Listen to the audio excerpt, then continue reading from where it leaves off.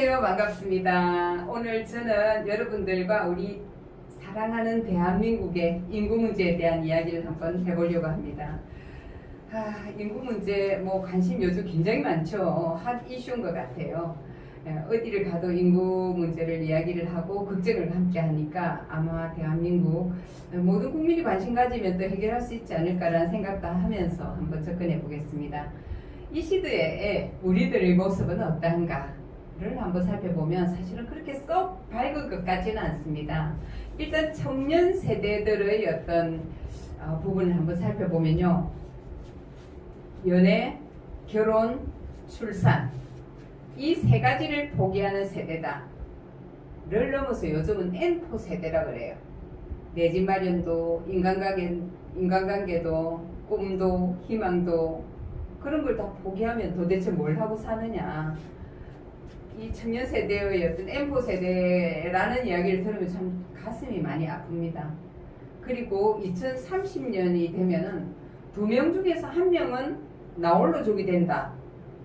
라는 이런 통계도 지금 사실은 나와 있는 거 보면요. 정말 안타깝습니다. 그래서 혼자서 도대체 그럼 뭐하고 사느냐 라고 물으면 혼자 밥 먹기, 혼밥, 혼자 쇼핑하기, 혼자 운동하기, 혼자 영화 보기, 혼자 여행하기. 정말 참 혼자서 할 건 참 많은 것 같습니다. 근데 요즘 TV에도 보면은 나홀로 사는 그런 어떤 연예인들의 모습을 이렇게 보여주면서 일상을 어떻게 지내는가, 먹방도 찍고 그런 여러 가지 모습을 볼 때 사실은 우리 청년들이 과연 저렇게 살아도 되나라는 생각을 하면서 조금 걱정스러운 부분이 있습니다. 그렇다면 중년들은 어떨까요? 사실 이 사람들도 많이 힘듭니다. 자녀 양육이라든지 노후 준비에 좀 바쁘죠. 이미 취직돼 있고 결혼됐는데 뭐가 걱정이가 라고 이야기를 할 수 있지만 이분들도 걱정이 많답니다. 그렇다면요, 노인은 어떨까요? 실제로 우리가 65세 이상 인구 중에서 치매 환자가 발생한 상황을 보면요, 이 굉장히 많이 늘어나고 있습니다.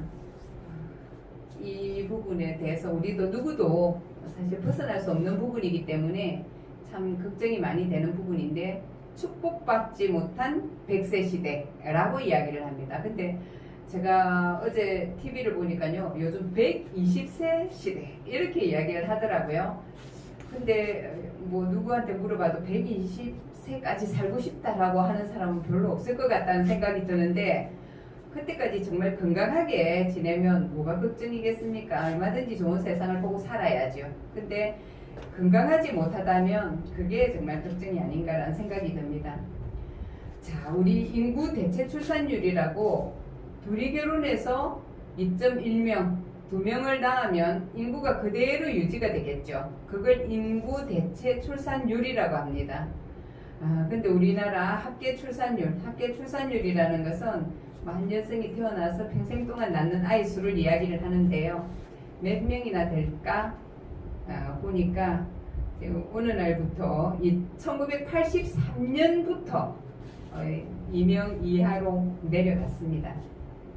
그래서 2020년에는 0.84명, 21년에는 81명, 2022년에는 0.78명. 드디어 이제 둘이 결혼해서 하나만 좀 낳아줬으면 좋겠다라는 그런 기대감을 하게 만드는 수치입니다. 합계 출산율도 굉장히 중요하지만 사실은 출생아 수가 굉장히 중요하거든요. 이 출생아 수를 한번 살펴보면 우리가 맨 앞에 있는 1970년에 100만 7천 명이 태어났어요. 100만 명이 넘은 지금 베이비 부머 세대들 1955년부터 1963년생까지 베이비 부머 세대라고 하는데, 그때 100만 명씩 태어났다 이렇게 이야기를 하고 있거든요. 저게 100만 명이 계속 유지가 되고 있다가 지금은 작년 통계를 한번 봐보세요. 2022년 통계를 보면요, 합계 출산율이 0.78명이에요. 근데 태어난 아이 수가 24만 9천 명입니다. 도대체 이건 4분의 1 토막이라고 이야기를 하면 되겠네요. 그죠? 자, 2020년에 24만 9천 명이 태어난 것은 왜 중요하냐 하면요, 이 2022년에 태어난 아이들이 30년 후에 결혼을 한다고 한번 생각을 해봅시다. 그럴 때 만약에 아직까지 뭐 합계 출산율이 회복될 기미는 잘 안 보이지만 합계 출산율이 회복돼서 1명이 된다면 둘이 결혼해야 한 명이 태어나는 거잖아요. 그럼 그때 태어나는 아이 수는 12만 5천 명이죠. 12만 5천 명이에요.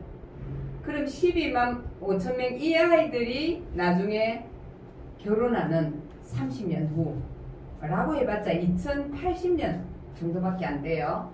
2080년에는요 뭐 62,500명 태어나요. 그러니까 대한민국은 300년 후에 지구상에서 사라지는 최초의 국가가 될 것이다 라고 이제 이 영국의 옥스퍼드 대학 콜론 박사가 이야기를 했는데요. 사실 그게 과학적이라는 겁니다. 그냥 하는 소리가 아니라는 거예요. 자, 우리가요 저출산 고령화 현실에 대한 그래프를 보시면 노인 인구 누르고 있는 게 부담스럽습니다. 저 그래프를 보면요. 생산 가능 인구, 핵심 노동 인구, 저 인구들이 사실은 생산을 해내는 거거든요. 노인 인구가 금방 잡아먹을 것 같습니다. 이렇게 되면은 우리의 미래는 결코 밝지 않는 부분이다 라고 생각을 할 수가 있고요. 그렇다면 우리는 이제 그 생산 가능 인구가 이렇게 줄어든다는 건요, 총 수입이 많이 줄어들고 지출은 증가하고, 그러다 보니까 경제 성장률은 하락하고 우리는 인구 절벽에 서 있다 라고 이야기를 할 수가 있습니다. 그래서 베이비 부머 세대들이 한 해에 100만 명씩 태어났잖아요. 근데 그런 사람들이 지금 계속해서 노인이 되어가고 있는 중이죠. 그러다 보니까 노인 인구는 기하급수적으로 늘어나고 출생 아수는 줄어들고, 정말 한국은 사실 그 스웨덴보다 한 50년 정도 낙후됐다 이렇게 본대요. 여성들이 육아라든지 가사를 다 맡고 있는 이상, 그리고 가부장적인 문화가 이제 우리나라에 이렇게 팽배하고 있는 이상 사실은 조금 해결하기 어려울 것이다 라는 이야기를 이제 인구학자들이 하고 있습니다. 자, 저출산 극복하려면 그럼 어떻게 할까요? 가족 안에 답이 있다고 저는 생각을 합니다. 근데 나에게 가족이란 어떤 것인지 여러분들이 이제 한번 생각해 볼 필요가 있긴 해요.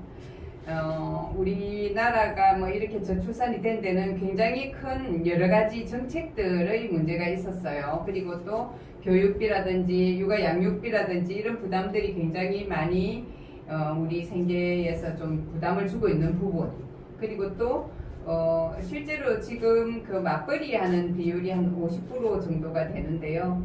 그랬을 때 과연 내가 다니는 직장은 나에게 육아와 가사를 함께 할 수 있는 그런 걸 해결해 주고 있는가. 그리고 또 뭐 집값은 엄청나게 비싸잖아요.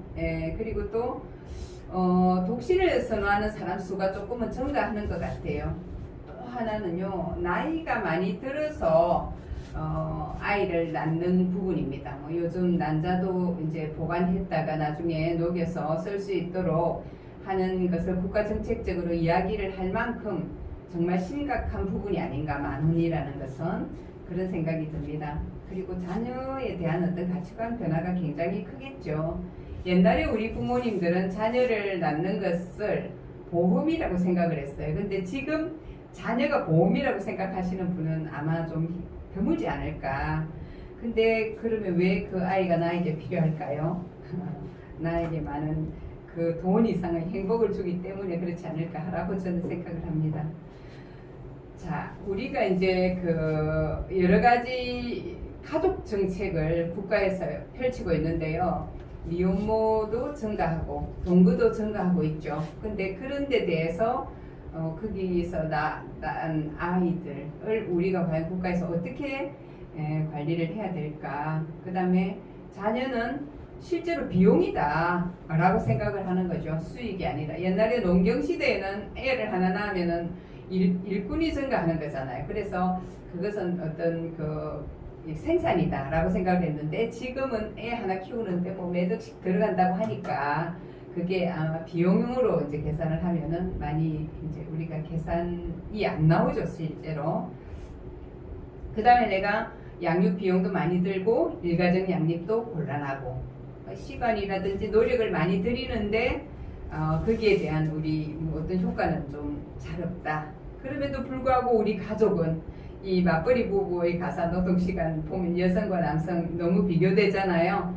예, 근데 맞벌이 부부는 뭐 그렇다 치더라도 그러면 아내만 취업을 했으면 실제로 남편이 나머지 가사를 이렇게 조금 분담해 줘야 되는데 남편만 취업하는 경우와 비교를 했을 때 굉장히 많이 비교되는 부분이 있고, 그래도 아내가 맞벌이를 아내만 하고 있음에도 불구하고 아내가 더 많이 노동하는 이런 현실적인 상황에서 그 가족이 과연 답이 뭘까라는 생각을 할 수밖에 없거든요.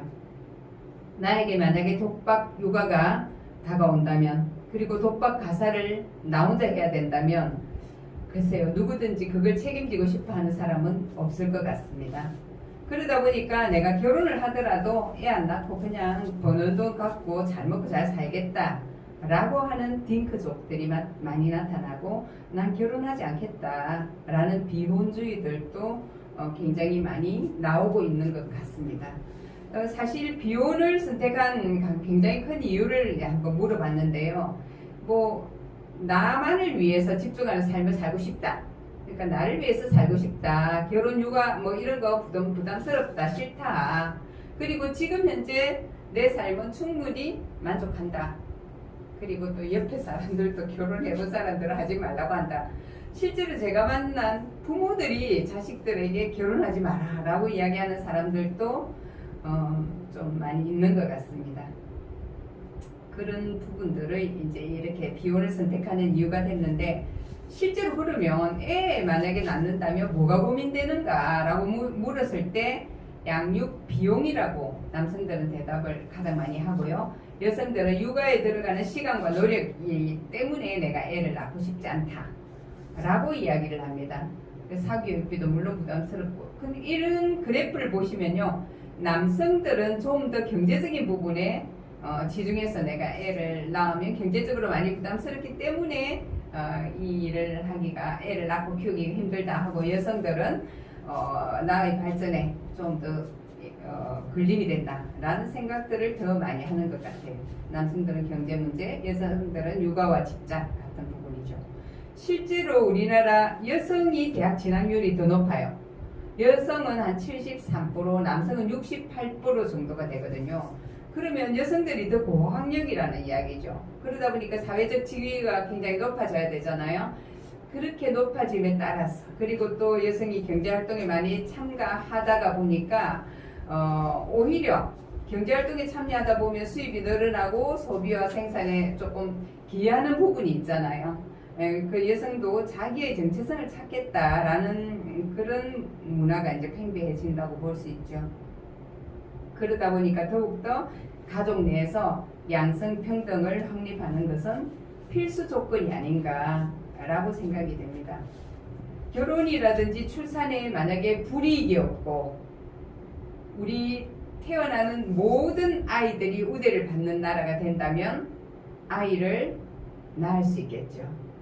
그리고 또 우리 아이의 미래를 기대해 볼 수 있는 그런 계층 이동이라고 표현을 했는데요. 내가 신분 상승을 할 수 있겠다 라고 생각이 된다면 아이를 많이 낳을 수 있을 것 같아요. 옛날에는 우리가 개천에서 용이 났는데요. 지금은 개천에서 용이 나는 것이 굉장히 어려운 세상이다 라는 이야기를 하고 있습니다.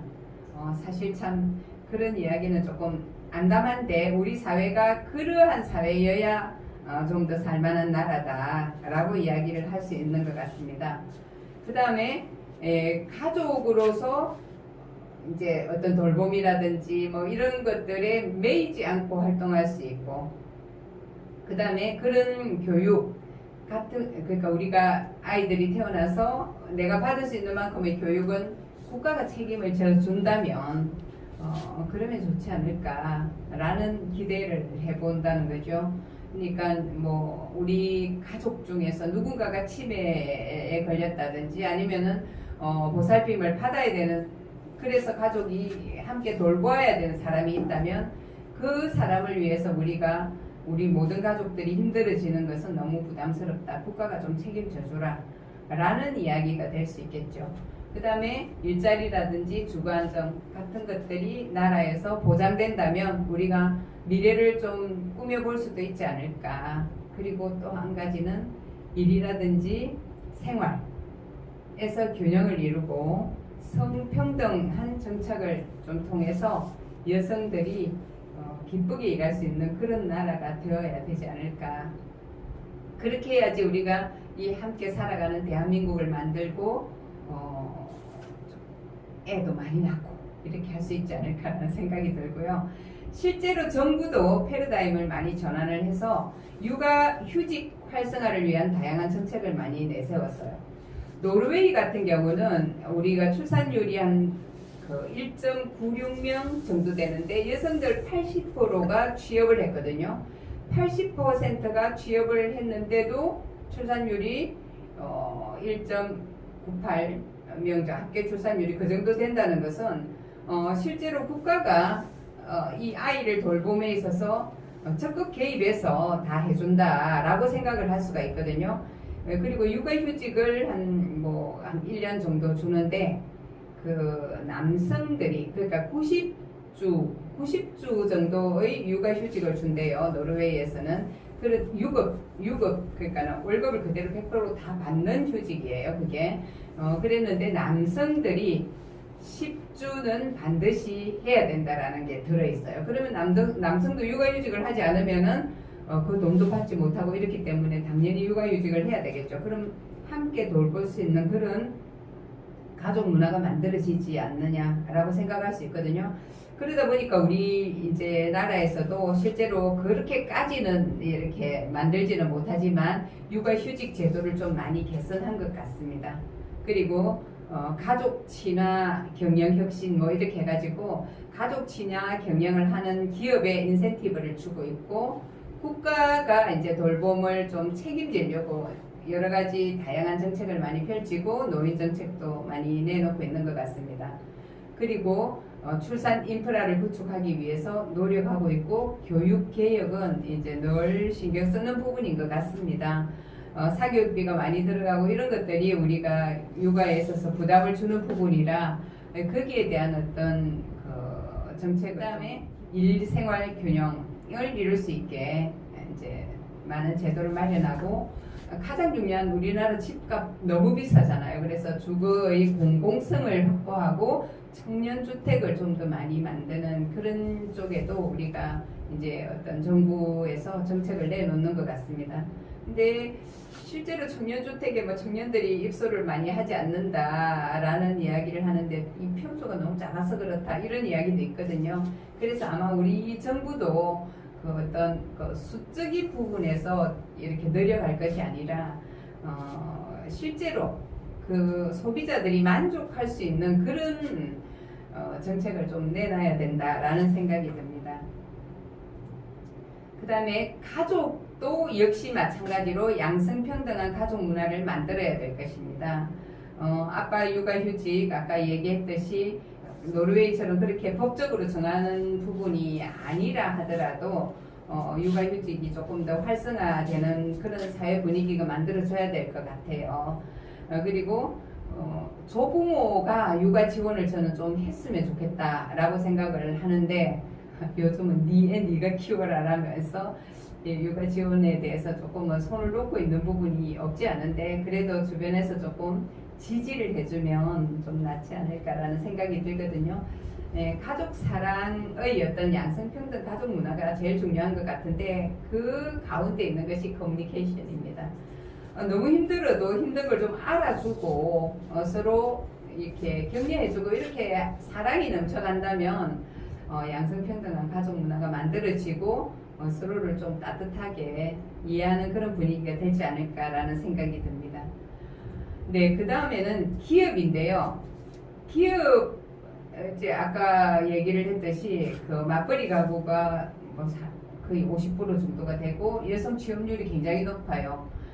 아니면 뭐 남성 취업률도 역시 마찬가지로 이제 취업을 하지 않고 직장을 가지지 않고 우리가 먹고 살기는 어려우니까 기업에서도 불편한 부분은 조금은 줄여나가야 된다라는 생각이 듭니다.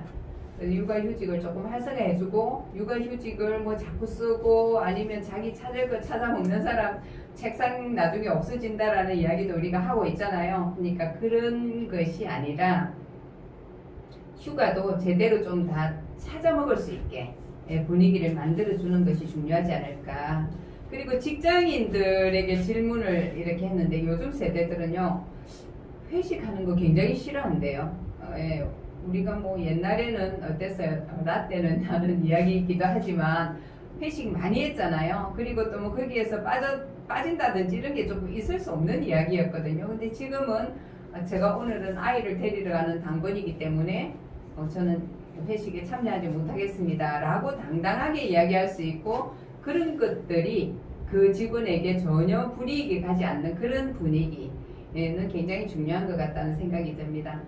이렇게 자기 개발도 조금은 지원해주고 그 업무 처리에 있어서도 불필요한 것들은 전부 다 과감하게 좀 제해 나가고 이런 기업 분위기가 된다면 일 가정을 양립하는데 어렵지 않을 것이고 그 다음에 아이를 키워나가는데도 별로 어렵지는 않을 것이라고 생각이 듭니다. 네, 이렇게 사실 양성평등한 가족 문화를 만들고 그 다음에 우리가 그 안에서 가족의 사랑이라든지 행복함이라든지 이런 것을 만약에 느끼는 그런 상황이 된다면 우리 저출산 문제 조금은 해결할 수 있는 부분이 아닐까라는 생각이 듭니다. 감사합니다.